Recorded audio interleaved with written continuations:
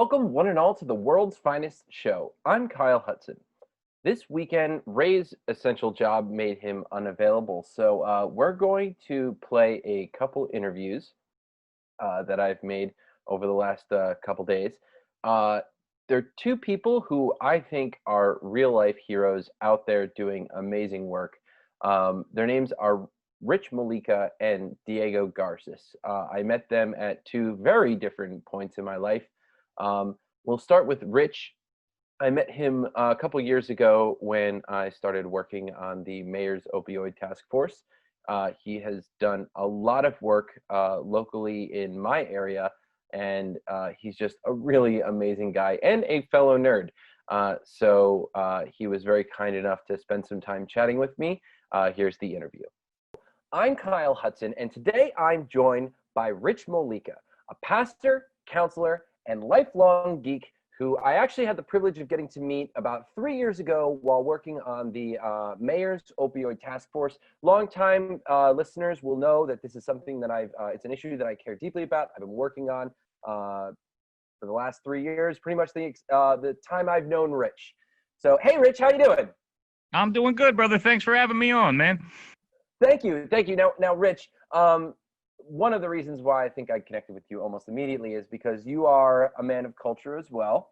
You know your difference between the X-Men and the Exiles. I mean, we had a really deep conversation. I was like, wow, you are not like anyone else in this room. So, before we get into the fun stuff, I do think it's important that we do talk about, especially with the pandemic and people being locked away, that there is a lot of people who are in recovery and they're struggling. And if you're one of them, I'd like for you to speak to that, just for any viewers out there that might need a little help.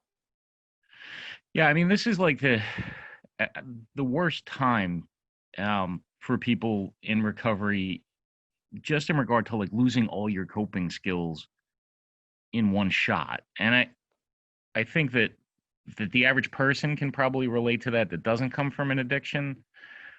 But when you've come from an addiction and you've built a life around, I'm going to meet these people every Tuesday and these other people every Thursday. And, this is the spot where I go to, just deprogram. I read a book at Panera's, whatever. All that's gone, or at least changed dramatically. So, the one thing that I want to suggest to everybody, everything shifted to the internet.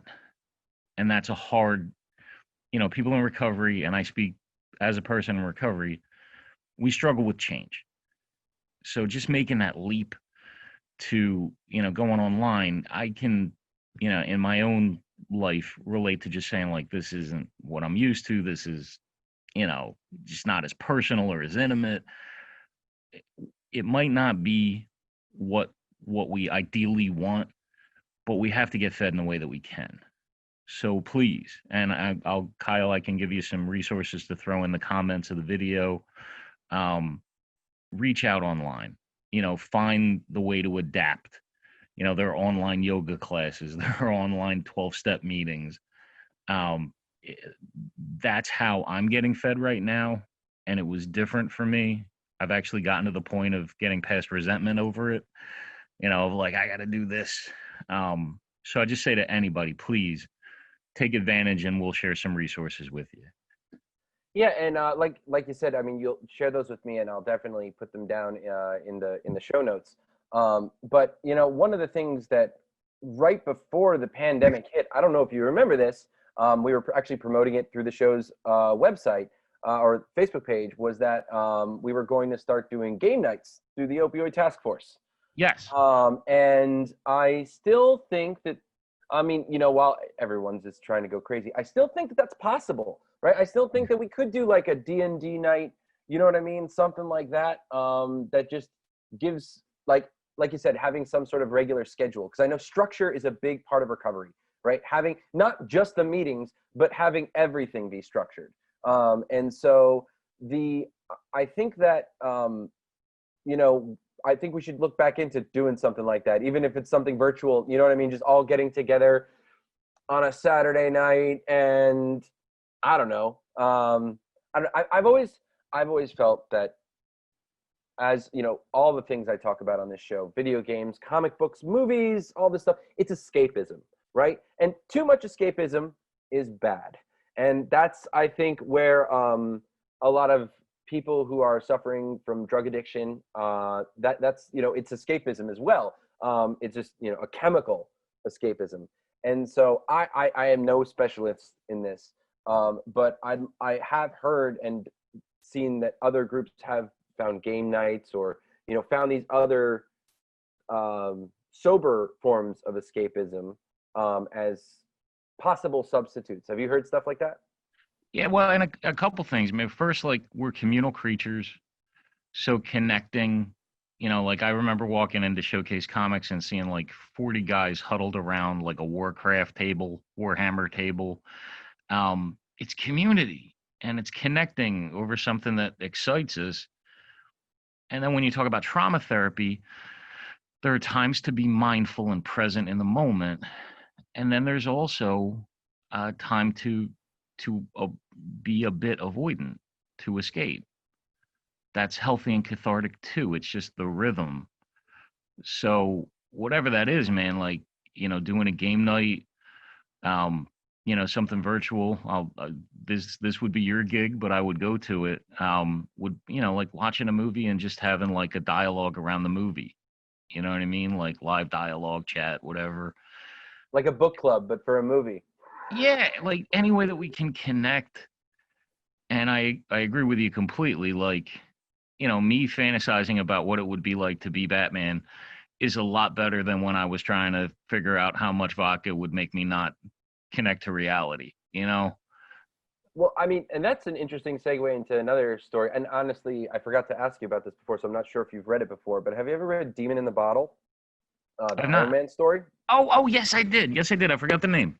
Yep. Because I always thought that story was so important, because one of the things we talk about in the work we do is destigmatization, right? Like, the amount of people that are in recovery is a lot of people, and so you are more likely to know someone in recovery, even if you don't know where they are, than not know someone in recovery, right? You may not know that they're in recovery, but that's how where we are. And so I thought that Demon in the Bottle and other, you know, pop culture media things like it, but specifically a comic book at that time in the 70s was important, because it was something that no one talked about. It's, Mm-hmm. you know, alcoholism in the 70s is like opioid addiction now, right? It was something that was just, well, it was different. It was because it was like socially acceptable, whereas, you know, opioid addiction isn't. But it was that same kind of like, oh, whatever, you know, it's not my problem, I don't need to worry about it. But people were dealing with it. Kids were seeing this, and a comic book comes out where Iron Man is suffering from addiction. And I have always found that book extremely powerful, and just Tony Stark's character, because if he's so relatable, especially now that he's like the face of the MCU, and to Yeah. know that he has these internal struggles, it's, I mean, it makes him a more relatable character, but then you can kind of, you know, if he can get over those things and save the world, like maybe you can. One of the things, did you ever read the Speedy story in Green Arrow? I'm familiar with it, but I haven't actually read that one. That one's from the 80s, right? Yeah, I think it was late 70s. Okay. And his was drugs. And I believe it was actually amphetamines, but I'll parallel this, and this talks a little bit about something you and I had talked about before, just representation and seeing myself, my life story in the literature. Like, I had never known anybody in my family got sober. And there was a lot of stigma and shame, but there was also a million addicts and alcoholics. I found out my great grandfather was one of the first AAers, but nobody talked about it because they were ashamed of him. But that changed my whole, I mean, I was already sober at the time, but it just gave me this sense of connection to somebody. There's somebody else in my family system was like me. And with Speedy, you have a hero, you know, you have a sidekick who not only has a drug problem, but who ends up getting in these conflicts with somebody that he loves, that loves him, and who then, through a series of screw ups and, this whole process and pattern that's messy, ends up getting sober and finding redemption.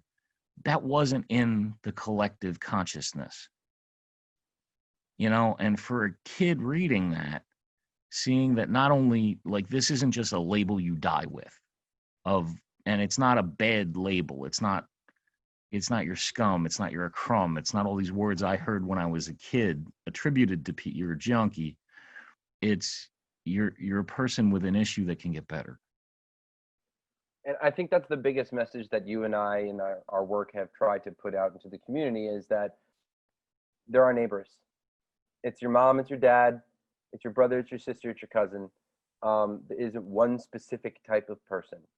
And I don't know. I do think comic books were one of the first mediums to really touch it.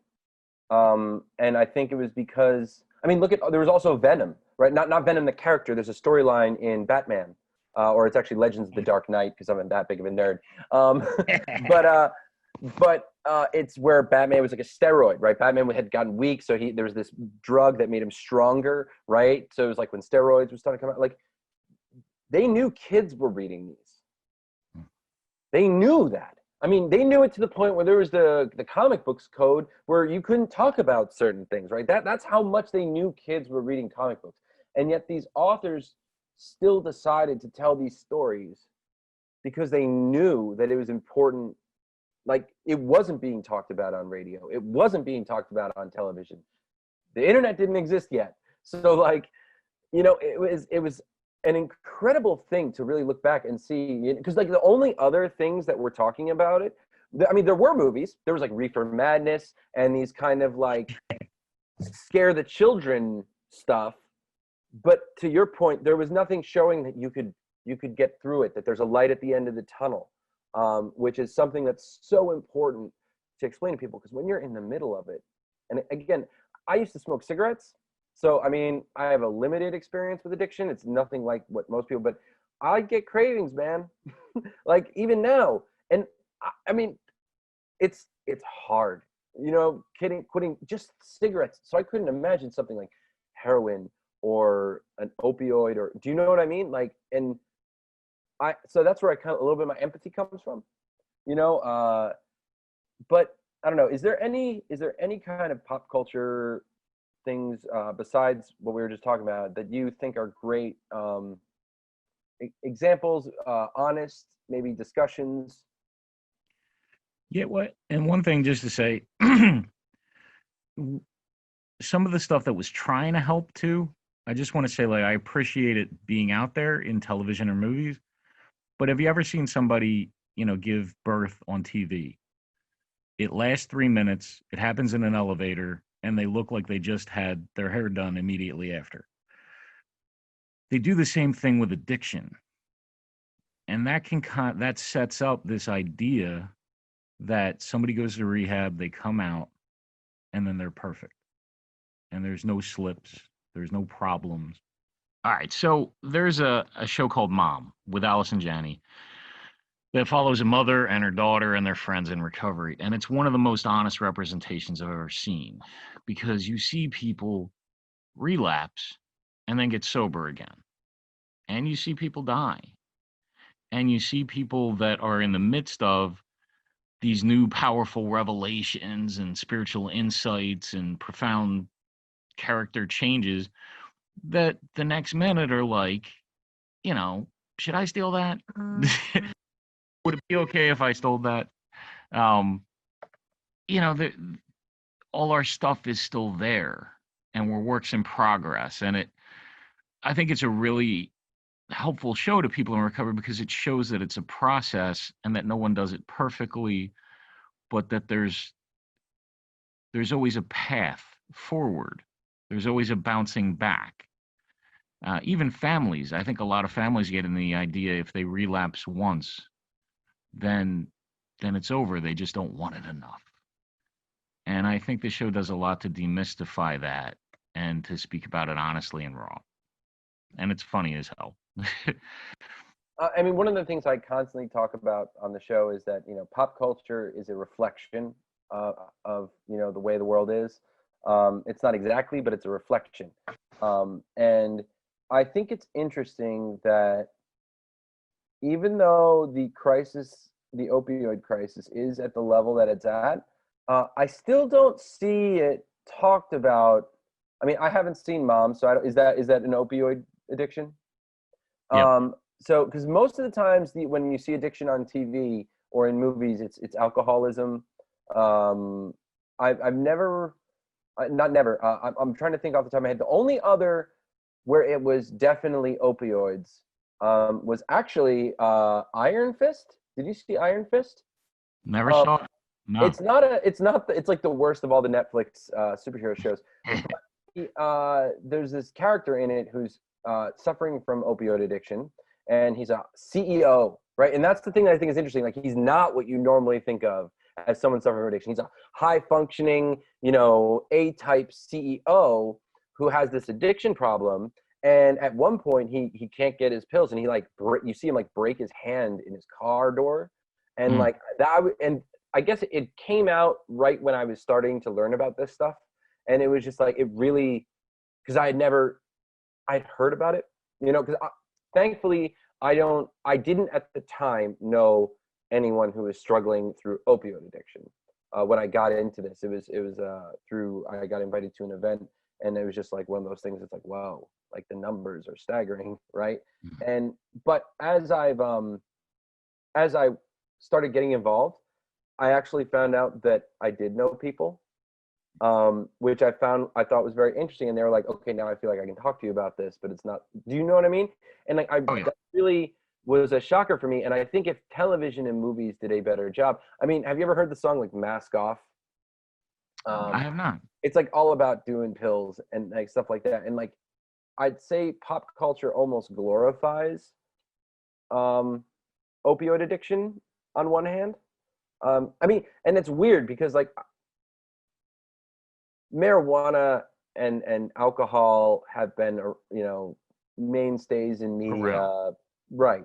But it's interesting that as the prevalence of opioid addiction rose, um, especially with the massive deaths that were surrounding it, that members of the media would still continue to make positive associations with the drug. That always kind of saddened me and made me a little bit angry.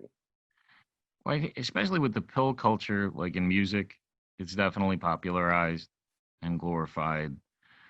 And then with I remember like models like heroin chic was a term. Like they look sexy and strung out. Um, Going back to comic books for a second, I'm not sure what DC is going to do with this, but they're bringing back a really controversial character whose powers are only online when he's using cocaine. And that's going to be in the Bat universe. What's his name? This is a new one. I mean, I haven't heard about this. I want to say his name is Snowfire, something to that effect. But they brought him back into a Catwoman storyline, and the only way he powers up is with coke. And him and Catwoman in the little snippet I looked at, um, are basically talking like making little innuendos about, does your nose hurt? I have something that can help that, like that kind of stuff. I'm curious where they're going to take it because the character was kind of like eviscerated for just being an unnecessary glorification. Yeah, I mean, I have no problem with adult themes in adult comics. Me None. neither. None. Um, I do. Catwoman is on the edge of that, right? Because like, I've always felt like when you read Deathstroke, you're reading a comic book about a villain. He's not a good Yes. person. He surrounds himself by not good people. This is not, and then they don't have ratings for comic books, and God, I don't want there to be ratings. Sure. But I can definitely see and like Deathstroke, when you see the cover of a Deathstroke comic book, he's clearly a villain, right? Like it is not, but Catwoman has this kind of relationship with Batman that makes her this more of a femme fatale than a straight up villain. Yes. And I mean, actually, I don't know if you know this, but Batman is married to Catwoman, at least as I far do. as the most recent one, which I'm not. Pretty much read all of Tom King's stuff, and then my life got crazy, so I have them sitting in my boxes, but I haven't gotten a chance to read them yet. So when you have Batman's wife hanging out with someone doing drugs, it's again. I mean, I'm not a square, but that's still something that I question DC's editorial department, because see, if you want a character like that, that's what imprints like Vertigo or DC Black Label are for. Like that's kind of. I actually thought that was kind of what they were trying to do, like with DC Black Label. I know that's what they were trying to do with Vertigo, but Vertigo's gone. But like DC Black Label would be like, these are our grown-up books. You Yeah. know what I mean? Like, Hellraiser and yeah, or because not Hellraiser. You know who I'm talking about. John Constantine. I mean, do you remember the very first issue of the very first DC Black Label?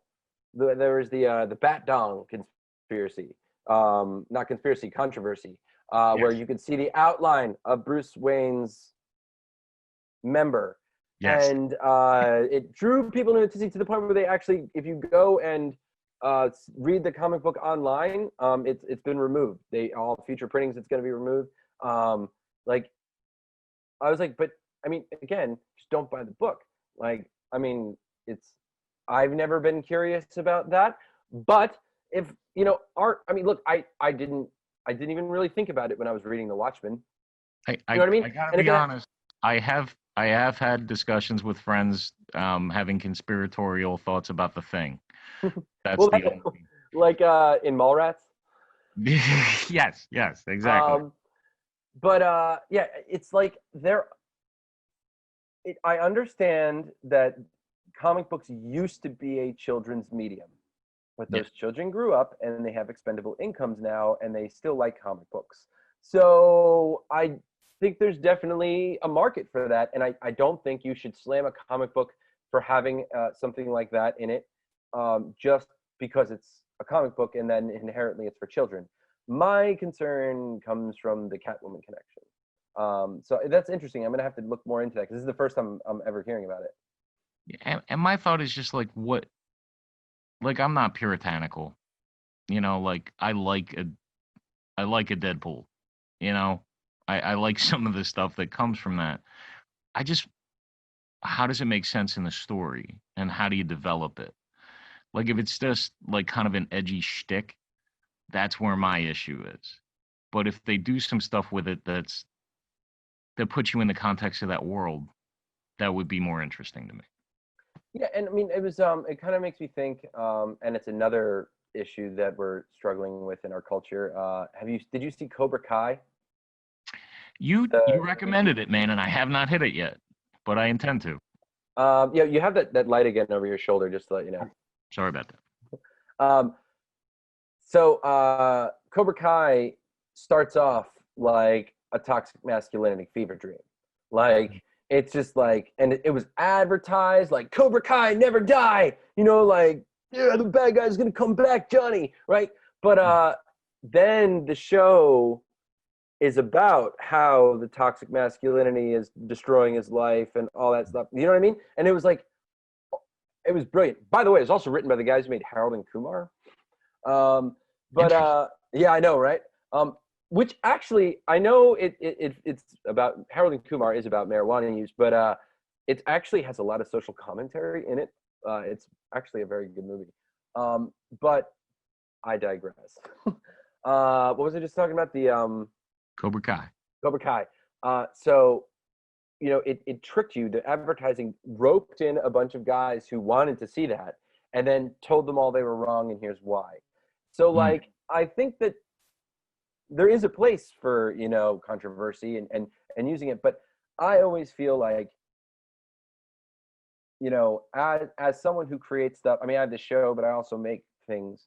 Like, what are you trying to say, right? When you're making art, when you're writing a story. I mean, look, if you just it, like a Batman story is very rarely about Batman catching the criminal, right? Like there's subtext. There's a lot of other things going on. Um, so yeah, I just wish that more artists would think like that instead of just being like, I'm just gonna put in drugs because drug culture sells. Yes, You know what I mean? Uh, absolutely. um, Now on a little bit of a lighter note, what have you been watching recently that now that because I know you're in recovery and you are going through the same thing we're all going through. So what have you been watching, doing to stay sane? Well, the watching part, man. My straight geek roots. I've been watching Stargirl, and Haven't seen it I yet. love. Haven't seen it. No, you said it's great. Well, here's the. I always struggle to know whether it's great because I'm so in love with the characters from when I was 6, or if it's separately great if you don't have that history. But it's the Justice Society of America, and when I was a young buck, I read a Justice Society issue where they save Franklin Delano Roosevelt's life, and they steal the Spear of Destiny, supposed to be the spear that pierced Christ's side, from Adolf Hitler. And when I read that, it was just this mythic, bigger than life Doctor Fate, the Spectre, and I was hooked, man. I read everything on them I could read, and this series so far has just been like, it's all legacy characters. It's the children of, or the person taking on the mantle of, and I want to be dressed in my original Green Lantern uniform. I'm just hype. Did you read? So I'll be honest, I've only got into DC Comics when I started this show. I'd always read Batman, but like the greater DC universe. Um, and did you read Doomsday Clock? I did not. I Because kept. that was my first introduction to the Justice Society of America. I didn't realize that they were like this huge part, and then I did the research, and it's like Earth 2 and all that stuff. Um, and I'll be honest, Stargirl, I have DC Universe. Stargirl was not on my list of things to watch. But I will definitely check it out now that you've recommend. You're the first person to recommend it to me, so I will definitely check it out, and then I'll let you know if it's just nostalgia or if it's an actual good show. Yeah, I'm no, sure it's actually a lot of fun because it actually looks pretty good. It does look pretty good. Uh, do you have DC Universe? Have you checked out any of those? I had it, and then I let it go, and now it sounds to me like, hold up, technical issues. There we go. Sorry about that. I got it, and I checked it out for a little bit. Is it folding into HBO Max? No, so that's what I thought. But and I keep on telling Ray we got to do like a thing on HBO Max because it's actually HBO Max is I think gonna be the main competitor to Netflix, honestly. But they are only folding in Doom Patrol so that they can co-fund the show, like so they can get more money for the show to have higher budgets, be the quality that it was. But all the other DC Universe content, as far as I know, is going to still stay in the DC Universe app. For what I read on CBR.com was at least 2 years. Okay. They're going to run it out another 2 years. I don't really see it. I mean, because look, it's a niche product, right? So it's going to be there as long as there are people interested. It's essentially like a DC Universe starter kit, Hmm. right? It's like, okay, you're into comic books. You just got into comic books because like I do think it's better than Marvel Unlimited. Um, I loved Marvel Unlimited because I'm a big Marvel guy, but Marvel and it has tons of comic books, but it just has comic books, right? The DC Universe has less of the DC library, but more movies, TV shows, all that kind of stuff. So I feel like you actually get more because like my wife actually can get stuff out of the DC Universe, whereas with the Marvel Unlimited, it was more just me. Like my wife and I just finished Harley Quinn. It was Dude, hysterical.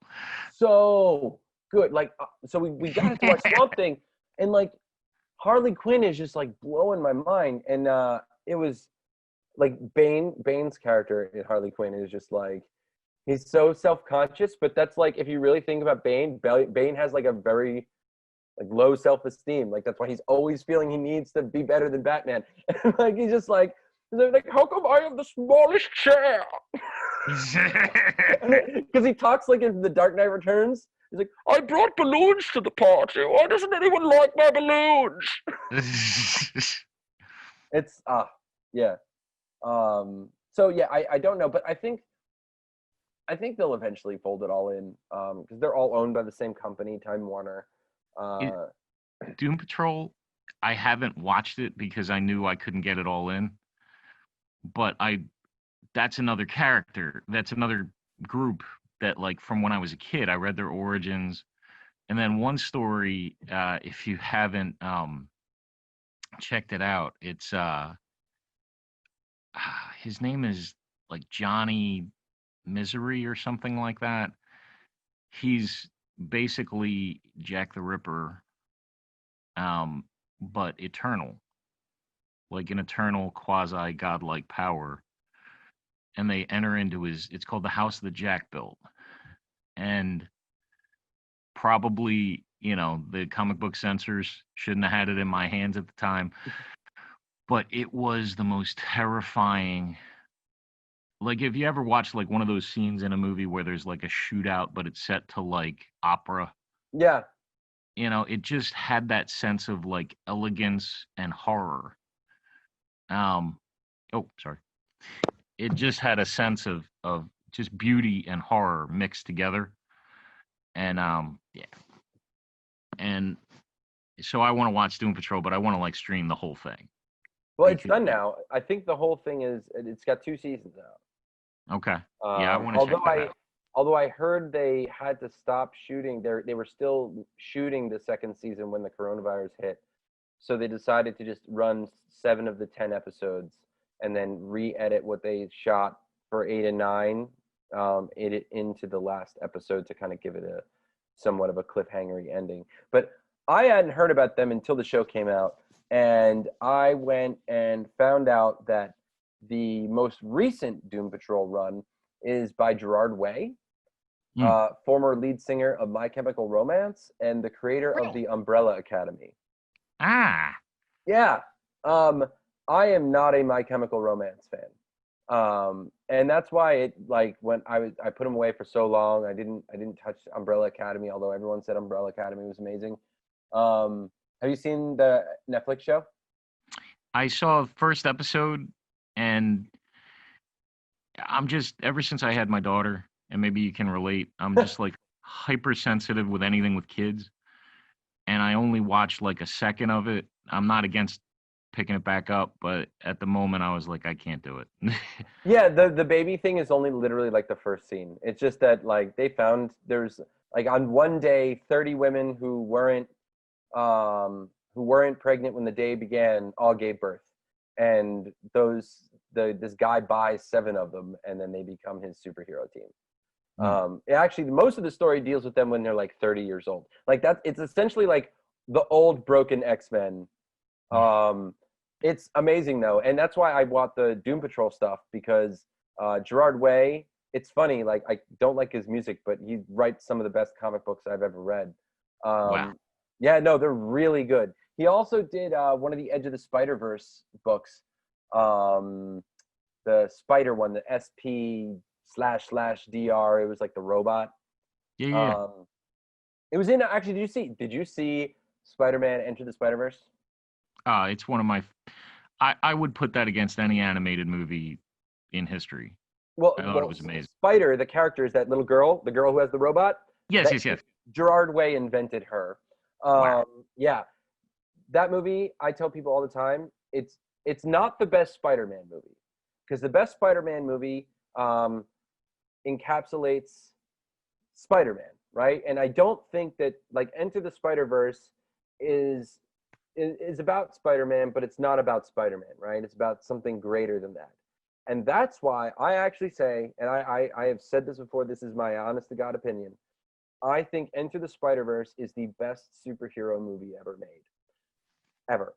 Because it gets the core idea of what a superhero is across in a way that makes it relatable to almost anybody.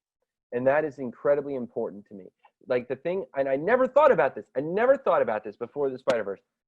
Spider-Man is one of the only superheroes who wears an entirely covering suit, head to toe. Mm. You don't see his skin color. You don't see if it's a man or a woman. I mean, it's skin tight, so you can probably tell that. But like, it was, I hadn't thought of it that way before. Anyone could look at Spider-Man and see themselves in the suit. And you can't do that with Batman. You can't do that with Superman. Yeah. And I, as someone who had spent my entire life reading Spider-Man comics, that was just like such a powerful moment for me. Dude, I cried in that movie. I cried in that movie probably 2 times. No, absolutely. The blending of those animations and the heart of the movie, like the spectacle of it was awesome. But then when you have the moments with the Prowler and, just some of those, when the robot gets fractured, like just all those moments are just powerful, just good drama. Yeah, I can't wait for the next one. coming out soon. They're already Yeah. working on it. Do you know the same directors are the guys who made 21 Jump Street? Oh, did they really? I thought that movie was awesome. Oh, The the sequel? first one? Yeah. Yeah. The best part of the sequel is the end when they show like 23 Jump Street, 24 Jump Street, and they just like Yes. show all the sequels. Yeah. But then they get to like the one where it's like Jonah Hill and Seth Rogen, and he's like Jenko, and he's like, "Yo, what's up, man?" He's like, because Jenko had been played by what's his name, Channing Tatum.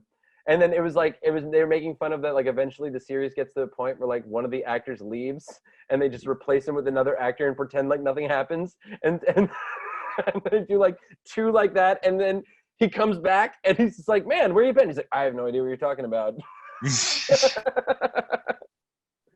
Oh, that was grand. Different school ideas like massage therapy school. Now it's time for cooking class.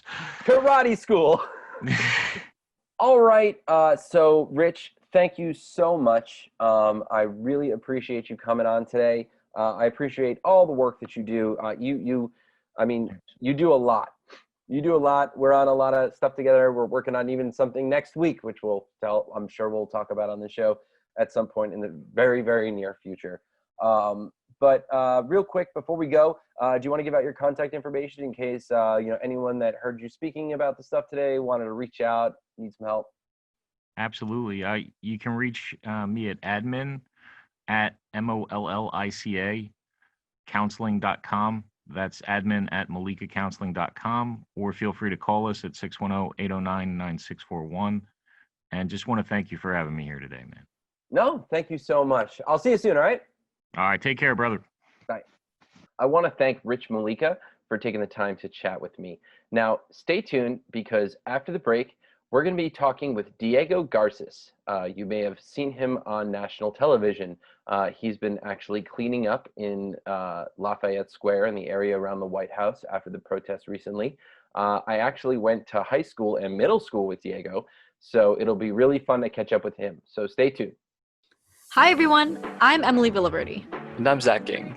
Growing up, we had a difficult time understanding the issues that impacted us as Asian Americans. We had the questions, but didn't know where to find the answers. So together, we created a podcast and embarked on a journey. Tune into our podcast, The Situation Room, a show that dives deeper into Asian America through hard-hitting topics, cultural cuisine, and shares our own stories. You can find us on keystonedigital.tv and get access to all of our content and more. Or find us on YouTube or wherever you get your podcast.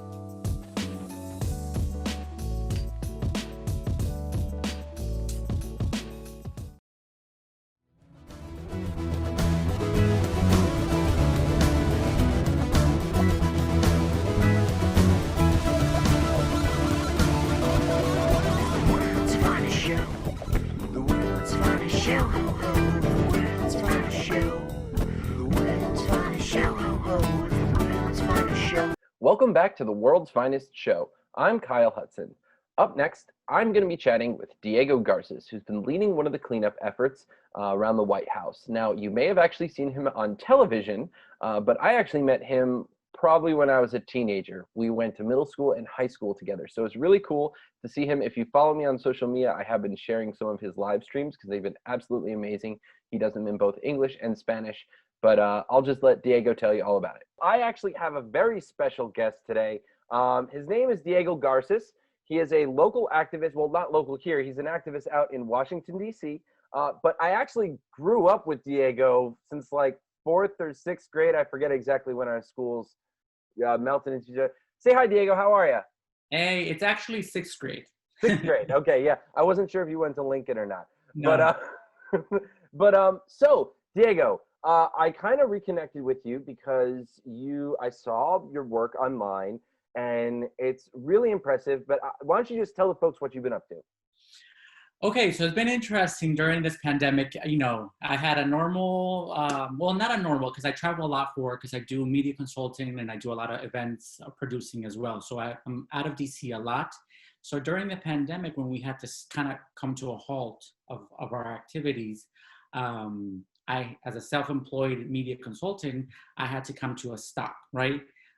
We're thinking, oh, this is only going to be a month or, whatever, 5 months later. But in April, I was diagnosed with COVID-19. So I was kind of off the record for about a month. And then turn around May comes the George Floyd protests. Being Latino, I know that I know how racism happens to me on a daily basis, that I've experienced it.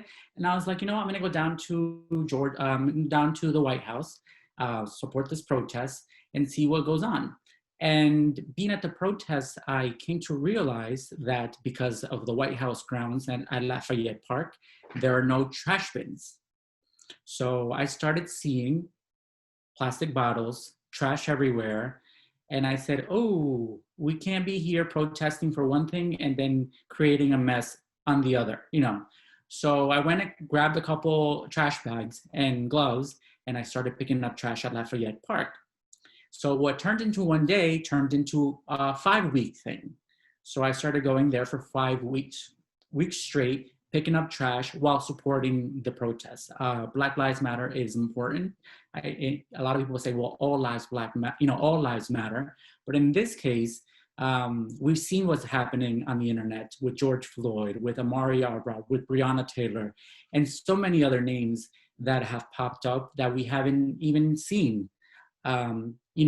White privilege, it does exist. So unfortunately, people don't want to talk about it. It's uncomfortable, but it's something that we need to bring to the table if we want to heal as a nation.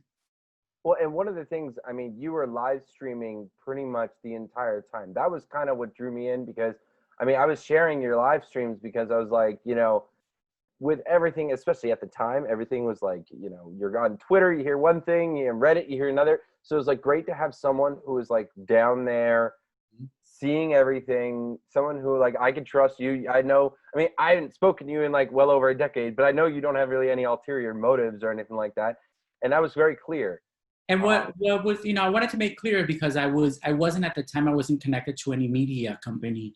I wanted to make people know that I was there seeing what was happening, right? As it evolved, because it did get violent at times and it was very peaceful throughout most of the day. So to show people that these protests were going on very peacefully as well was very important to show, people throughout the internet, because that was the way to get to people through my platform. So it was important for me to be there. And they were bilingual too, which is another, I think, thing that was really useful. You speak Spanish. I actually, my Spanish has gotten a lot better since we went to high school. Muy bien. But I thought, again, that's just immediately like you're getting the same information from the same person. And I thought that you did really well of like repeating the same stuff back and forth so that everyone that could follow everyone that was watching could follow along.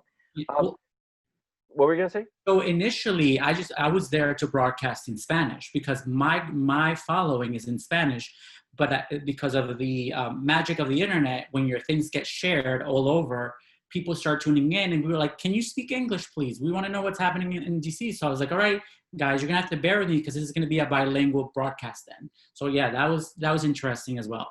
Well, I can just say locally, I work. I actually was one of the founders of the local Cinco de Mayo festival. So, like, I am actually in with a lot of the local Spanish-speaking population, and I was sharing your broadcast to them because they all wanted to know what was going on.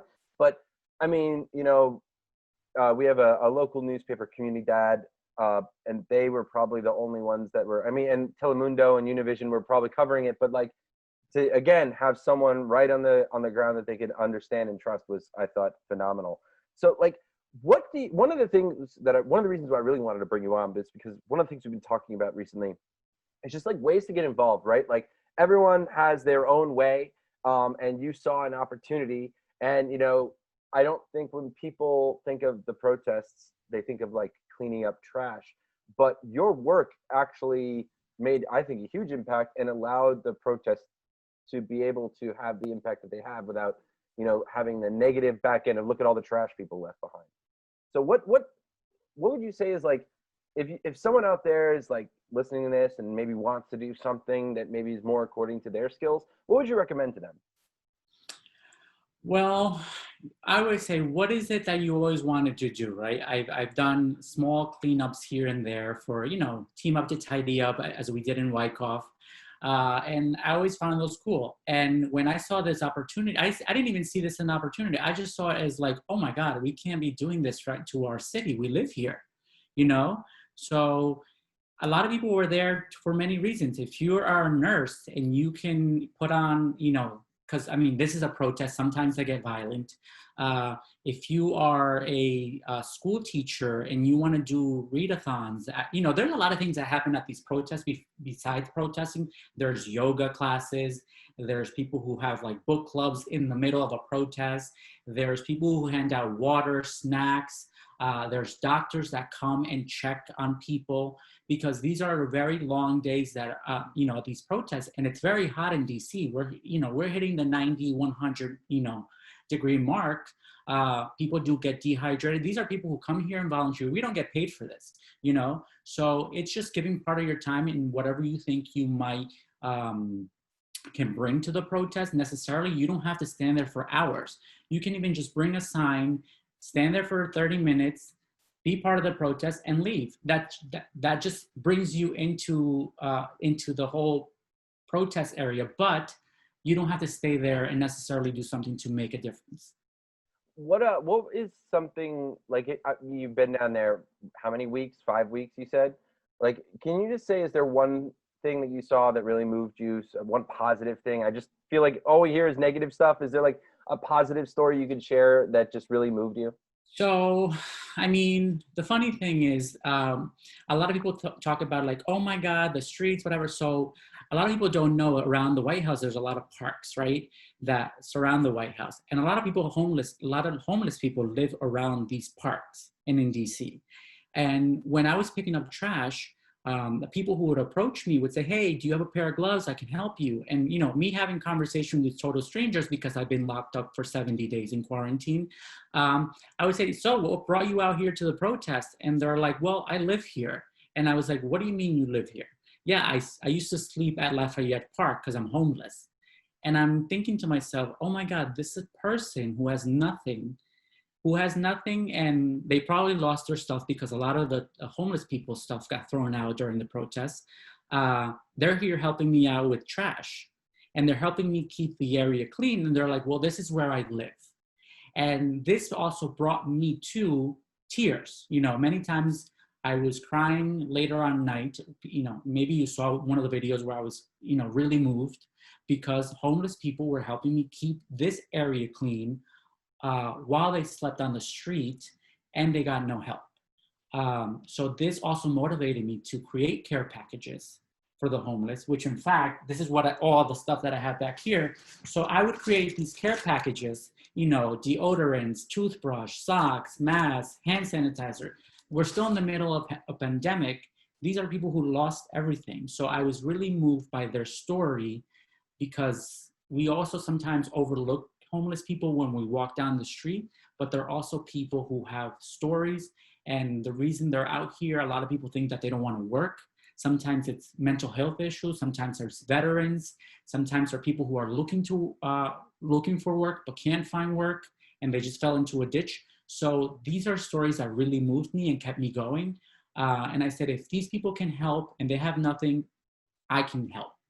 I can contribute in a good way. DC is my home. Why not take care of it? Well, it definitely seems like you are making a pretty positive impact. Now, with all the, something we talked about last week, we had Reverend Kyle Boyer on, and we were talking about how the energy on some of these protests is starting to wane a little bit. Have you seen that where you are, or is it still like every night is there a protest? So they have significantly, went down.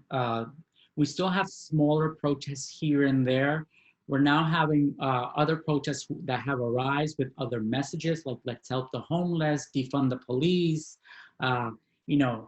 in different parts of the city, not as much as Black Lives Matter Plaza anymore, where it used to be the big concentration. As you can tell, other cities are starting to lead. Portland, which I'm probably going there tomorrow. So I'm heading to Portland with the same message. Let's protest, but keep the city clean. I'm bringing myself trash bags, gloves, hand sanitizers. I'm bringing my sign. So I'll be flying into Portland tomorrow, thankfully. But yeah, protests have dwindled down. I think it's also the summer. I also think it's because of things are opening up more now. So people have other things to do.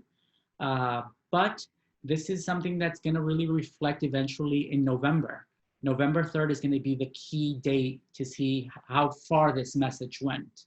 Yeah, I think that's the question everyone's asking, right? Is this on TV, it seems like the needle has moved. And I will say, in some conversations that I've had with some people, I've definitely had some conversations with folks that are like, I get it now.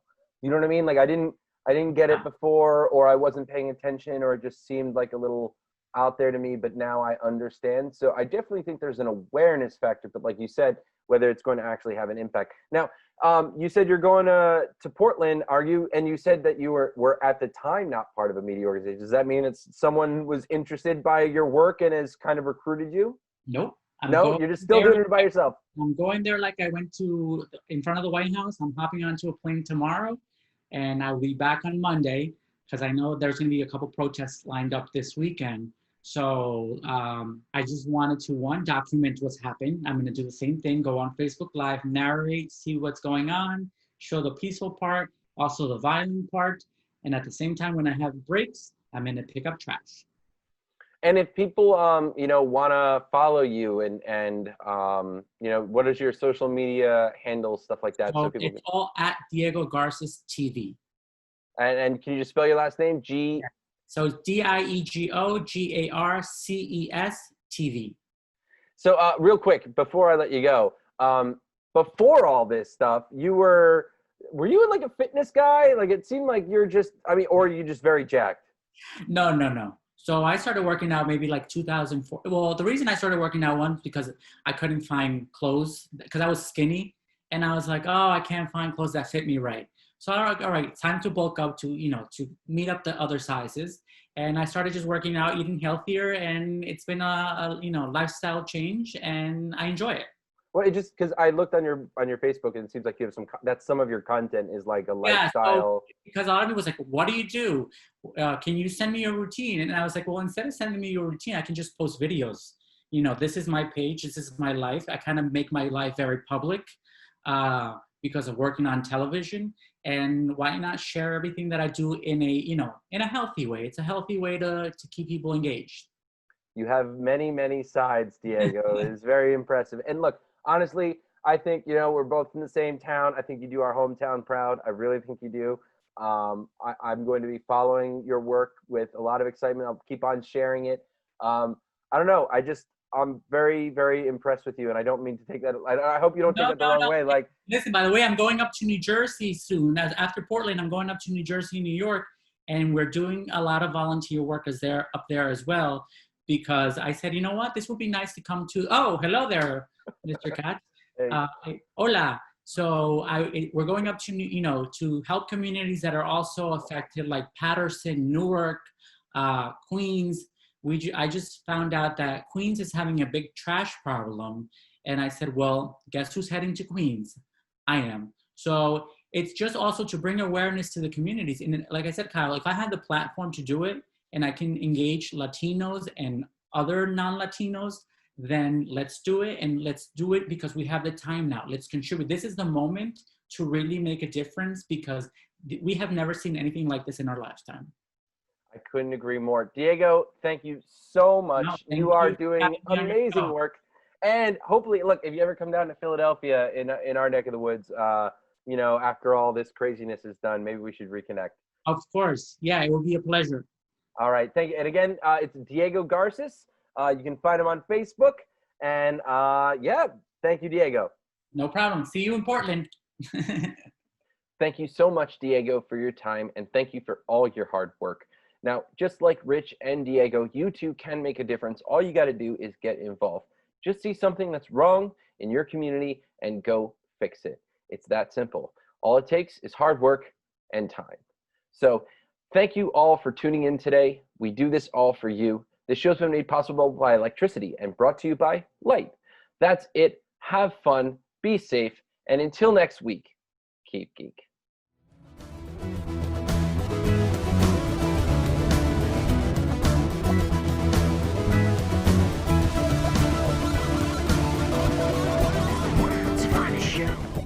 The world's finest show, ho ho. The world's finest show. The world's finest show, ho ho.